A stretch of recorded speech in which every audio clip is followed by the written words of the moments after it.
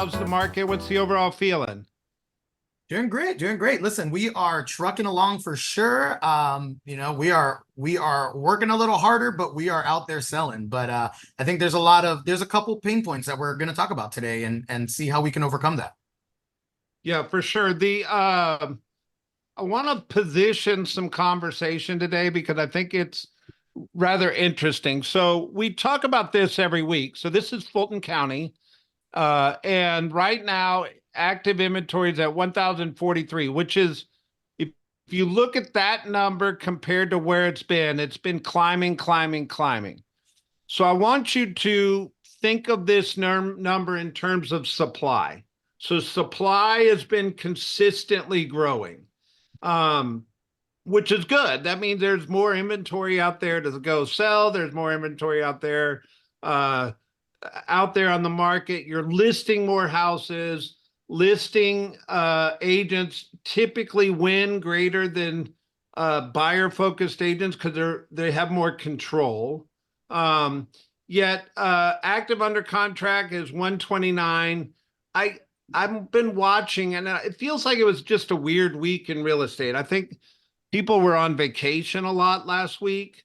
But we'll see, right? Like I think 129 is a healthy number, but it certainly wasn't 140 or 150 that we've seen a couple weeks previously. Um, then you've got 61 coming soon, and 289 are pending right now, which is that good or bad? I think it's it's good, not great.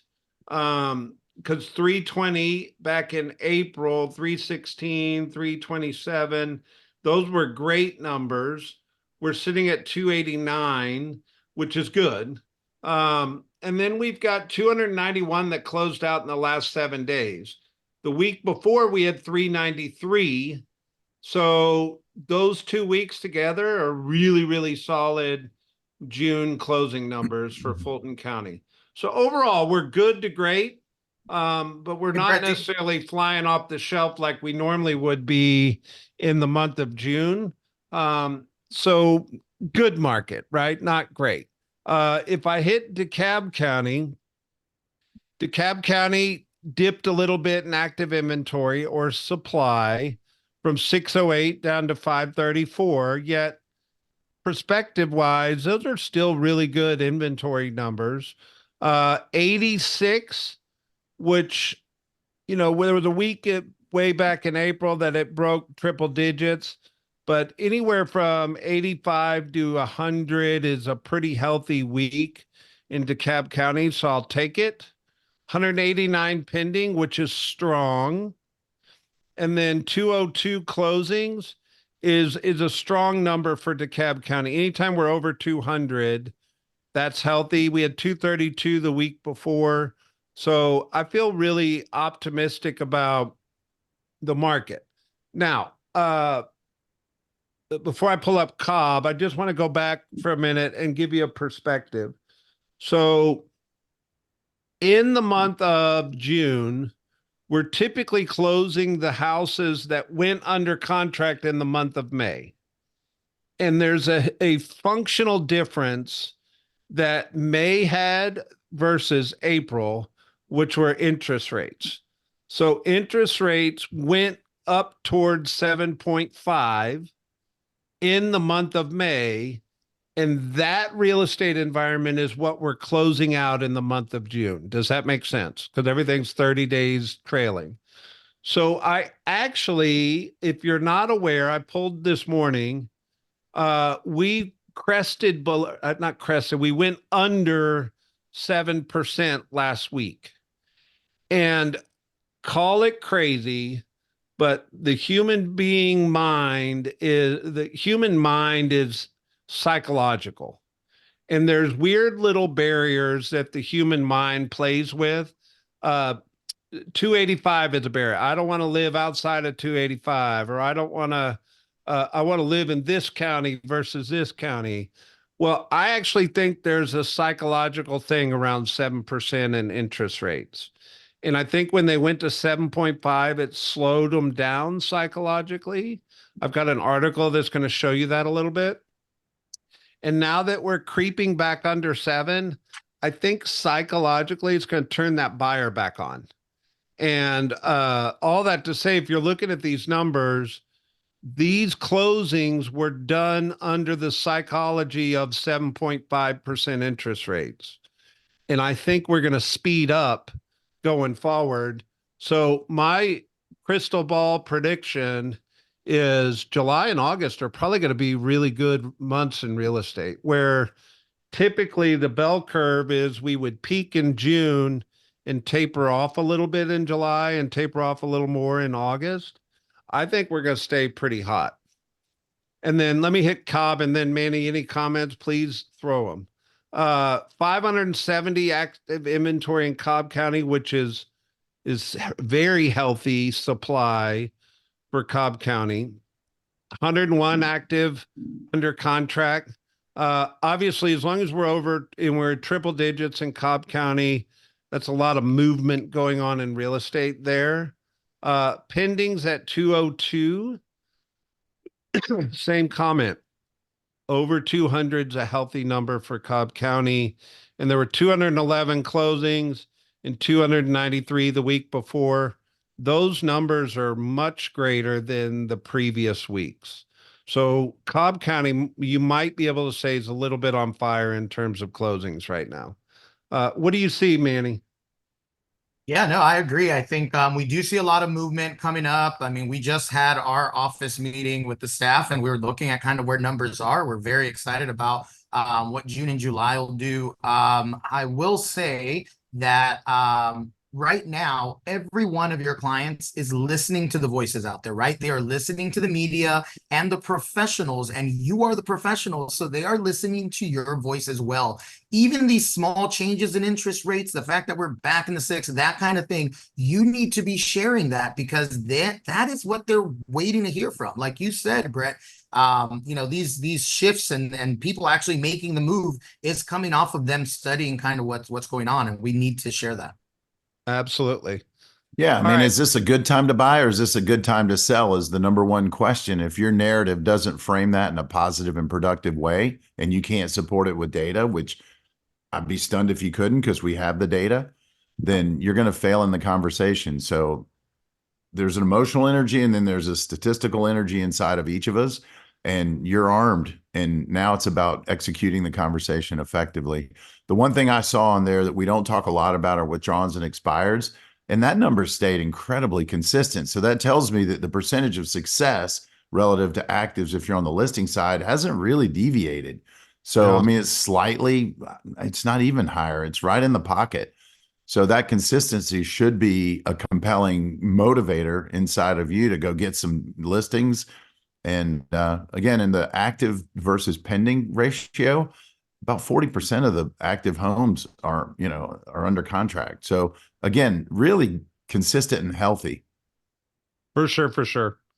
All right. So a couple of comments. We don't always go over all the big stats, but I wanted to talk about a couple things real quick. So home sales. We had a crystal ball at the beginning of the year that said we were going to finish this year 15% greater than last year. Somebody dropped that crystal ball and it shattered and went all over the floor, and that crystal ball went out the window. Um, we'll be lucky to finish 24 flat from 23. We're hoping on a great second half, but I'm not necessarily going to predict that yet. It has a lot to do with interest rates and things like that. So all that to say, May came in. I think Luke quoted it on June 10th that down almost 2% from the May before.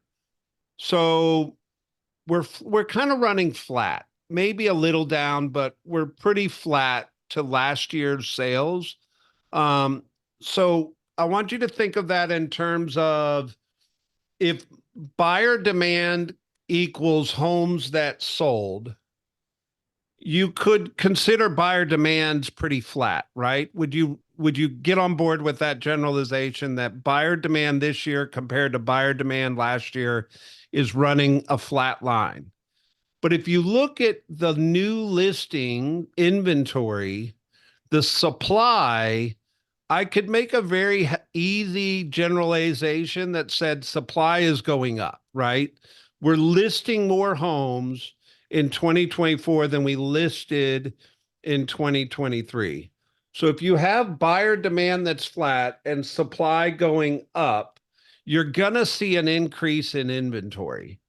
And if I can get down here to the inventory number, almost there. Nope, next one. Here we go, right here. Let me take off the 21 and 23. So what you're seeing is inventory climbing, okay? Because demand's flat and supply is going up.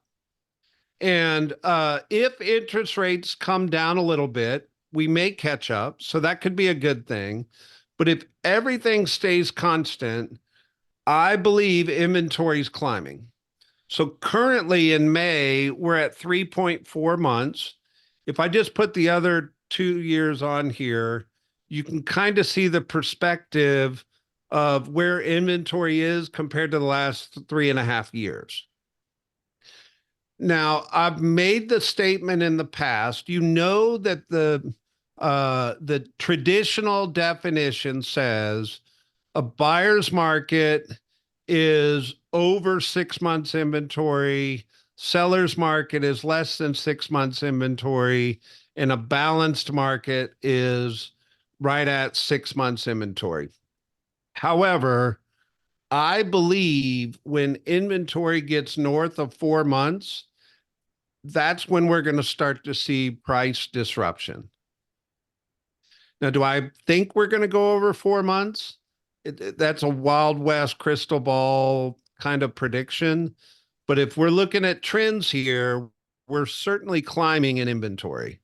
And I told our leadership the other day, I said, there's a whole nother level of emotion that'll come flying at our industry if the consumers we're going to have to start having conversations with consumers around get real, get right with pricing, price reduction, uh, price appreciation, flattening out.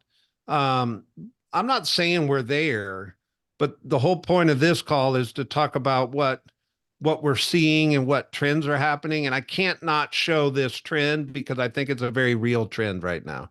Any thoughts, Rick, Manny? It's a good expectation dialogue chart. I would show this at every listing appointment and go, look, here's the trend line. Based on what you see left to right, where do you think things are going? And let them answer the question. It's going to be obvious and rhetorical. And then say, in light of that, it looks like competition will continue to grow and make selling more challenging. Here's what I recommend as your professional that needs to happen to land in the top quartile to make sure that we win quickly and before this trend continues to evolve, should it evolve. So it's just a scripting opportunity, and it's a chance to bring reality to the conversation, because I bet there's still consumers that think every house is selling in a week or two. Yeah, And that's some still are. Some still are, right? And some depending still on the are. area. Yeah. But this is where I was saying earlier, we're working a little harder, right? And still selling, but the conversations are a little longer now. They're a little more in detail, and you better have the stats to back everything up, because you need to set those expectations correctly. Yeah. Well, and you And we better put, refine your approach to your listing presentation too, and your marketing plan. It used to 100%. be that you needed a 30-day marketing plan. Now you might actually need a 90 or 120-day marketing plan with a scripted conversation every single week with new things that you're adding to the mix and ways that you're enhancing their exposure and opportunity, or else they'll lose confidence and faith. Yep. for sure, for sure. This is where, when you see this, you should in your mind go, okay, pricing matters more now than it has in the last few years. Condition matters more now than it has in the last few years. Marketing, presentation, all those things that are skill sets that allow us to succeed in selling real estate on the listing side have more urgency around them right now than they have in the past few years. And the menu of services, Brett. I think this is a time to reevaluate what your value proposition is. Maybe you are adding the staging now, right? Maybe you are hosting those caravans and investing in that. Because you've got to work, it's got to look great for your client, right? Yeah, for sure, for sure. And just another talking point, traditionally, you don't see it a lot in these years, but inventory usually is lower in the summer and higher in the slower months, right? So if we're sitting at 3.4 months come the start of June, what do you think it's going to look like in October, November, December? Right? I think there's a chance that you'll have a seasonality effect that is really going to come at us. I actually believe, and I don't want to say this, but I do want to say it, but I'm hesitant to say it. I actually believe we're going to have a kick-ass second half of this year. I think interest rates are going to help us a little bit, and I believe July and August are going to be hot months. And if everything can hold, I think there's pent up demand that may take advantage the second half of this year that's kind of felt out of the market in the past 12 to 18 months. That if we're proactive and in front of those people, we'll win. Yeah.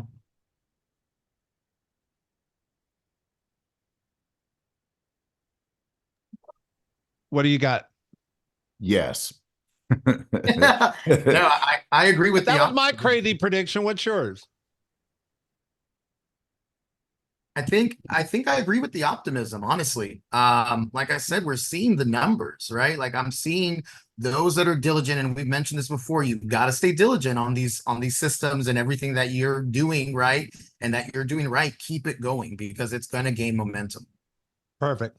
I All think right. it's narrative driven, and I think it's interest rate driven at this point to motivate people who are on the fence and thinking left or right. If the interest rates pop, if they went up a half a point or a point and inventory climbs, there's going to be a ripple effect that's going to create a disproportionate supply of active versus possibly sold and pending. If So let's interest rates stay below in the sixes, I think there is a psychology that plays well. And I think if it dropped even a quarter or a half at some point towards third and fourth quarter, I think there could be, if we gobble up that additional inventory, there'll be no ill effect on supply and demand. And that's what drives pricing and consumer behavior around whether they feel anxious and desperate or excited, motivated, and confident.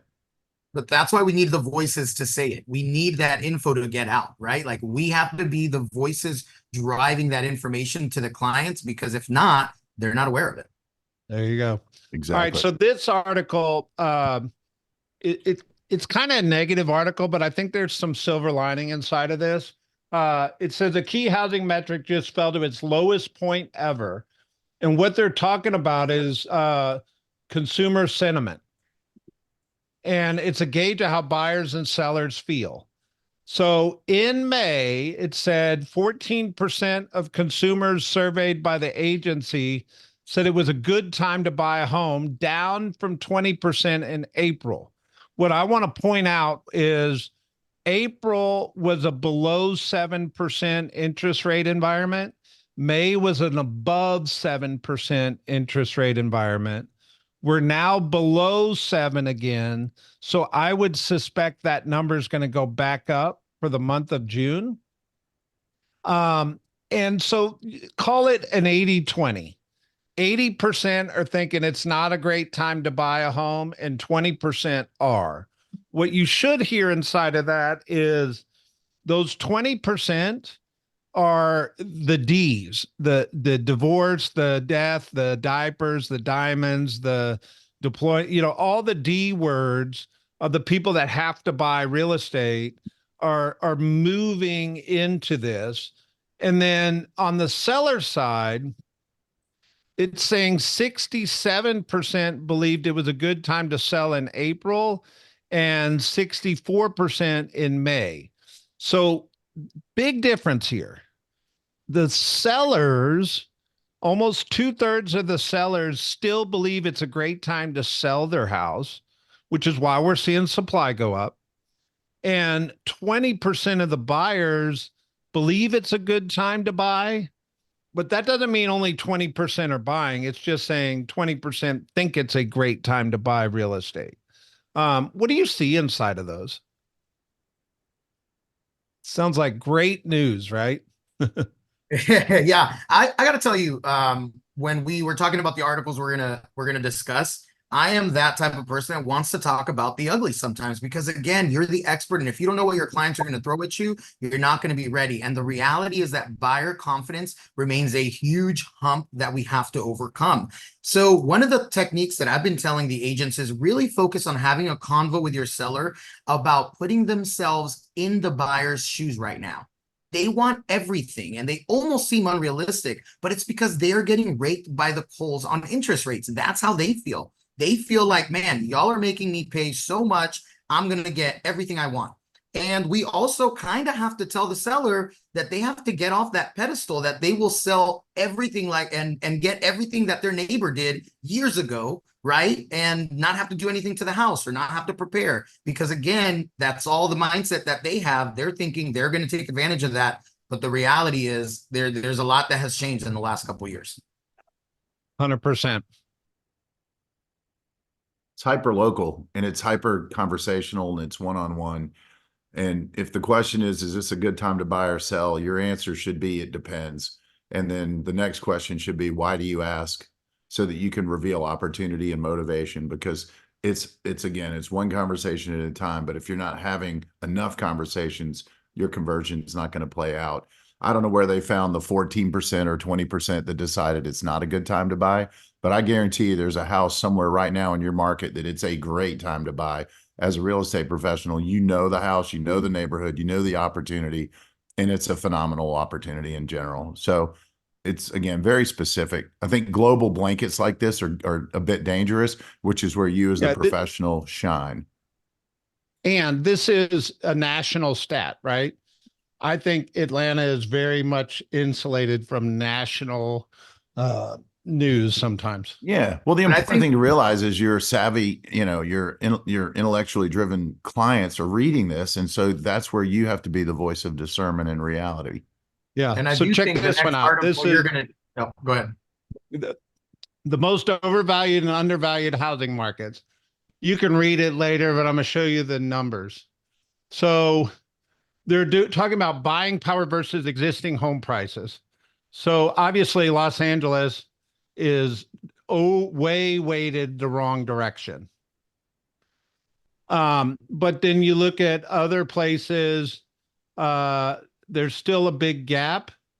But if you get down here to Atlanta, where to go? We actually have more buying power than existing home price in Atlanta.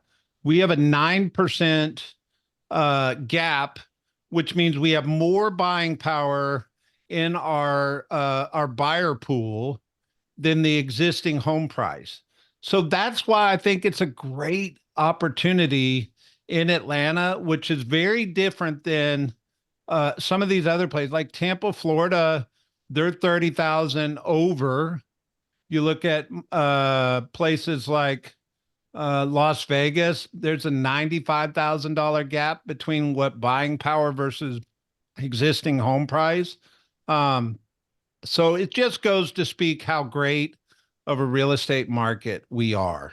Of course, you can go to some depressed areas and there's bigger gaps, but like Detroit, God bless Detroit, they're still so far off in real estate. They've been the worst of the worst for a long time.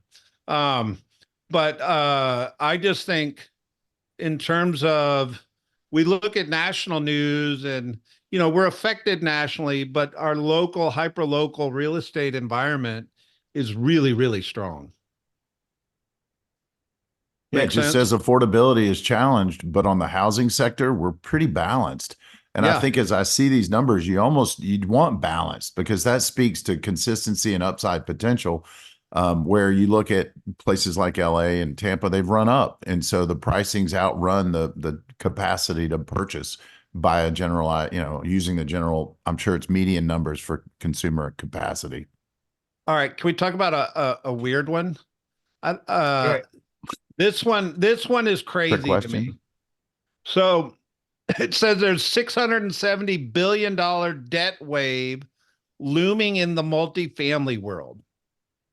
So what this says is there's an estimated $670 billion in multifamily loans are expected to mature between 2024 and 2026.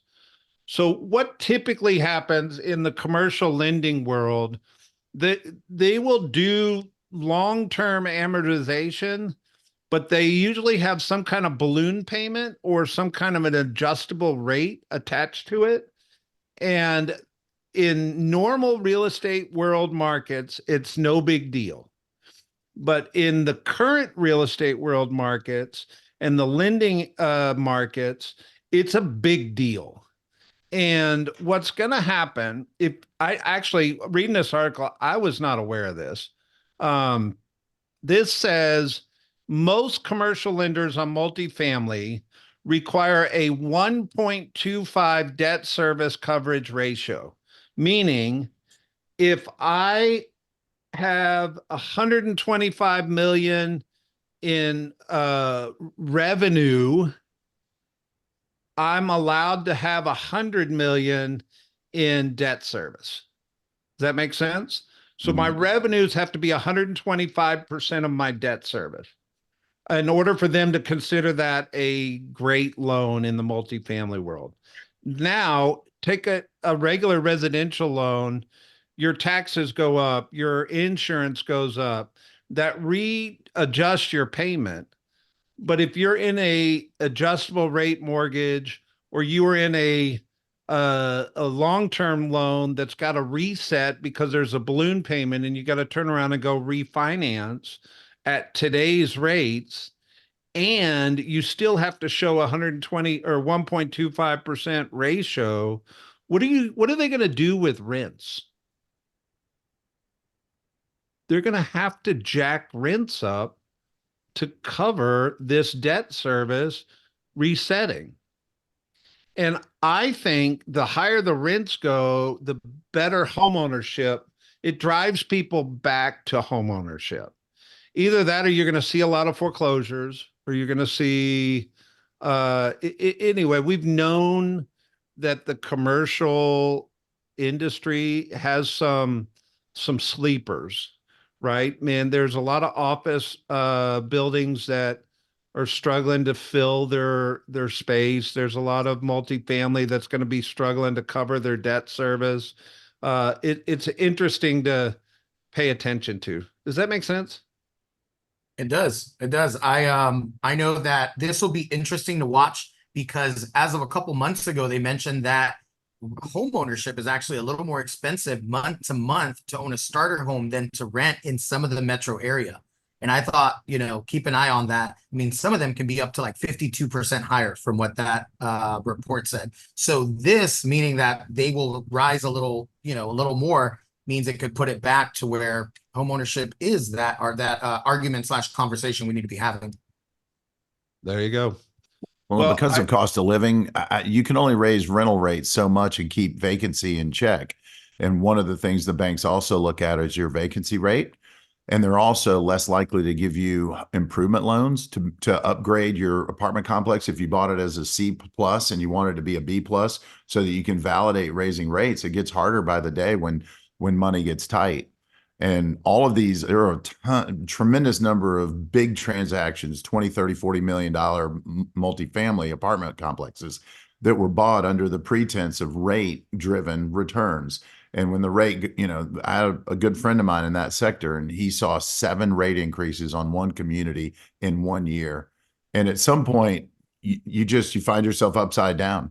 And to refinance is going to cost you 1 to 2% minimum. And on a $20 million deal, you've got to raise $300,000 additional capital from your investors. And so there's going to be an interesting reality that shows up in that sector later this year. For sure. Because banks aren't quick to want to refinance or restructure the deal either. So it'll be interesting. So real quick, I want to show everybody so you're aware. You're aware of Circle, our app, and the environment we live in. but every week after industry update, I come in here underneath gotta get down to it. Underneath Heart of Atlanta discussion, and I always post the articles, so you can get all the articles under here. I'll post them as soon as we hang up. Thank you, guys. Any questions before we bail? All right, fine. All right. Going, gone. Have a Yeah, good Take one. it easy. Great one. See you guys. Bye. Bye.